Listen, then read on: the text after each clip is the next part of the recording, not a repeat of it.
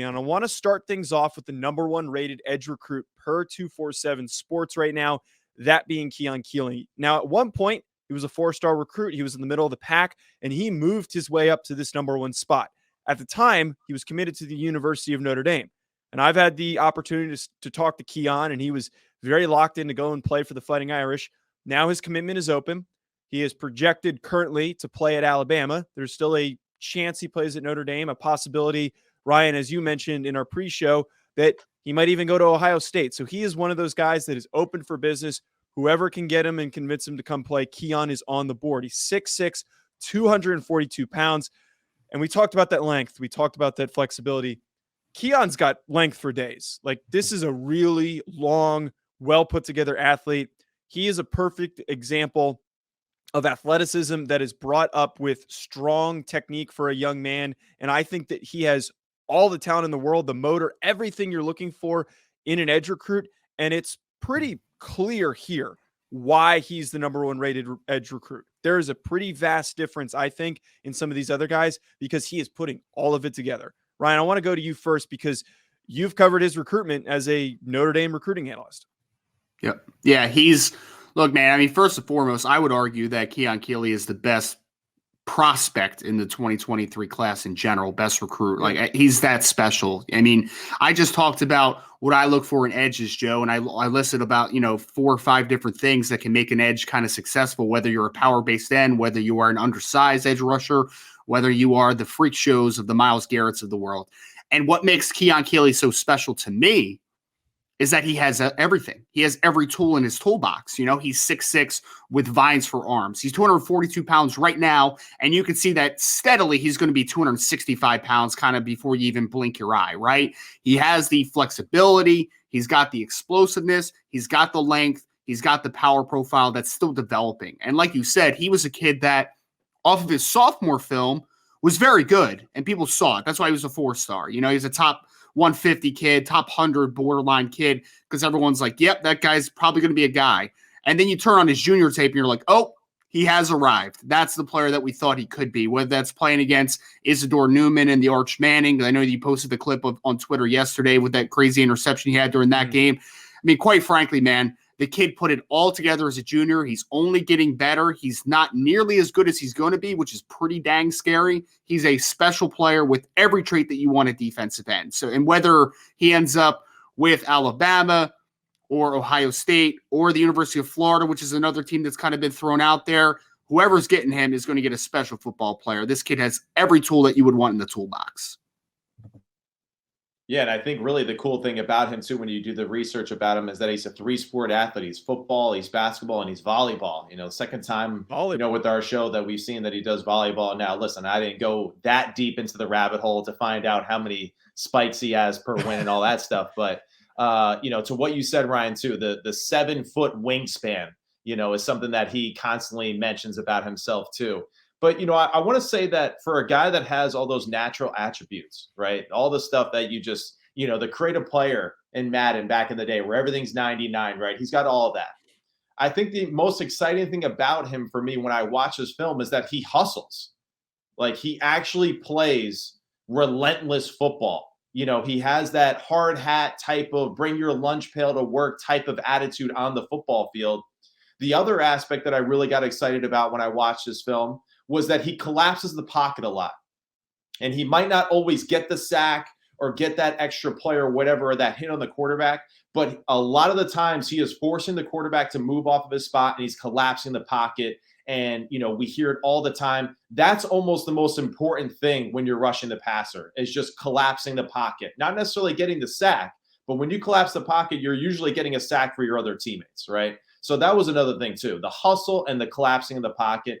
And then the other advantage, I think, for him going forward is his ability to time and batting the footballs down at the line of scrimmage, which I think is like a huge and very underrated asset to a lot of football players who either do it like really well or they don't do it all. And that is something that I noticed too about him, where it's like, if you go and watch his film, it's like maybe like once or twice a game, every time he's batting a football down at the line of scrimmage. And that's a certain skill set in itself too. Now, I want to bring up one point that you had, Matt, about his motor. And there's a guy that we've talked about, Ryan and I, on the draft show, Will Anderson, for how dominant and how fantastic his motor is. It's at a completely different level. A lot of times when you have these really athletic kids playing defensive end or stand up outside linebacker, they might take a playoff or two. They might win the rep and slow down a little bit because they can just rely on their athleticism to make a play. But Keon has a little bit of that Will Anderson motor in him where he goes 100 miles an hour every single play. Like, I don't see a guy who's taking a snap off. I don't see a guy who is hesitating or slowing down at any point throughout the rep. If anything, he might even speed up. That to me is what differentiates a really talented edge rusher and a dominant one and an elite one, is the guys that can bring the tenacity along with the talent. And I think Keon Keeley perfectly has all of that wrapped up into one player. Yeah, and I think that's why, like, we discuss guys like Von Miller and J.J. Watt. It's because they have the natural God-given ability, the work ethic, and also, too, just the relentless pursuit of playing football, and that's something that just, again, like, it's not coachable. That's a conscious decision that he's making to just give it all that he has in every football play.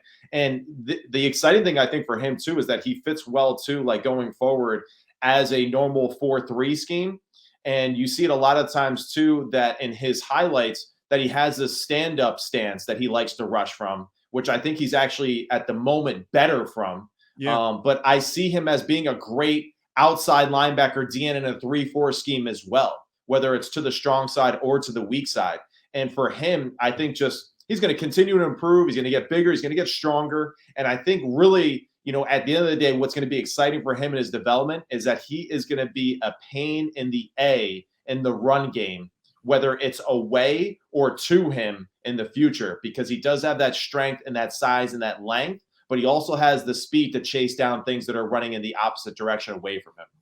Yeah. Now, Matt, it's a great note because I think that diversity is what really sets him apart, right? Like, that's the biggest thing, is that no matter what defense you run, Keon Keeley will fit. Like, you don't even have to make it fit him. Like, he'll make it fit himself, right? Like, that's the biggest thing. And Joe, I think to your point about the motor, I mean, like I mentioned kind of in a little bit of the backgrounds, Keon has always been considered a pretty good recruit, but he has kind of been a later bloomer compared to some players. Like, there's some kids that you see him as sophomores and you're like, yep, that's a guy. That's a 5-star. Like the next guy we're going to talk about. Exactly. Like, those are the type of guys that are like they're physically developed a lot more than some guys are. Keon wasn't that, man. Even as a junior, Keon was only playing about 225 pounds comparative to 240 something that he is now, right? That's why you have seen that maturation over the last couple of years. I think that's why he plays so hard, because he hasn't been this 5-star since the day he set foot on a high school football field. Like, he's earned what he's gotten to this point, which I think is a testament to just how special not only his talent is, but also what his work ethic is as well. Now, one last thing I want to hit on with him before we move on to Mateo Uyunglele. Ryan, if you could maybe just provide, where do you think he ends up? Because I know that you've tracked him, and as a former Notre Dame commit, and heck, I interviewed him right after he committed. I thought he was going to stay locked in. The way that he was talking about how he wanted to build something special for the Fighting Irish, I thought that was where he was going to stay. But he ends up going and opening up his recruitment. Now Alabama seems to be the likely outcome. Do you think he ends up at Alabama? Is that the likely outcome here? I mean, if you ask me to make a prediction today, that's probably what it would be at, Joe. But again, Ohio State's making a big push right now. I'm not going to count any team out of this one, because I think Keon is legitimately giving everyone a chance that's on the table for him right now. But if you ask me where I think it would make the most sense, because I think that the reason that he left the Notre Dame class, outside of some outside factors around him that we're not going to get into today, is that he does want kind of that trajectory towards being a potential first-round pick down the line. And he wants to play in an organization, that a team in Alabama that has done that. Like, you're seeing that right now with what they've done with Will Anderson over the last couple of years, right? So that projection and that trajectory is what he's really looking for. So I think if Notre Dame wasn't the best fit for him from a full scope, in his opinion, I think what he's looking for is that trajectory. So whether it's in Alabama or Ohio State, I think that both those teams have shown that they are very capable of producing high caliber pass rushers at the next level. So I think it's Alabama, but at the end of the day, I wouldn't be shocked if it's Ohio State at the end.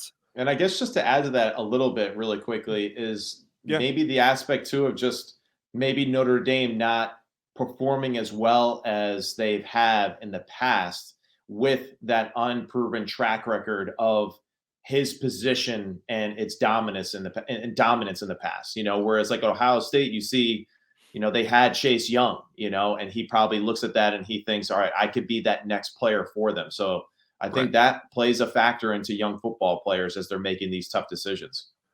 It does, Matt, because I'll say this, Notre Dame has produced some, a lot of mid-round defensive ends, defensive linemen over the last few years, but they've only had the last defensive end to get drafted in the first round was Ronaldo Wynn that used to play, kind of more in the heyday era.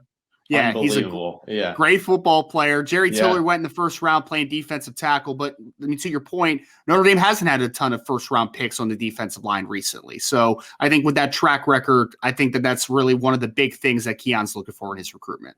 I vaguely remember, I believe it was the interview I did with Keon, that he was a lot of times when you talk to these kids, and you definitely know Ryan, they'll reference guys at the program that played at the specific program at their position. I remember the closest name that he could pull was Justin Tuck. So like that shows how long it's been since they've had a high caliber, highly drafted defensive line recruit. So whichever team ends up getting him, good luck to that program, and especially good luck to whoever has to face off against him each and every week, because Keon is really going to be special.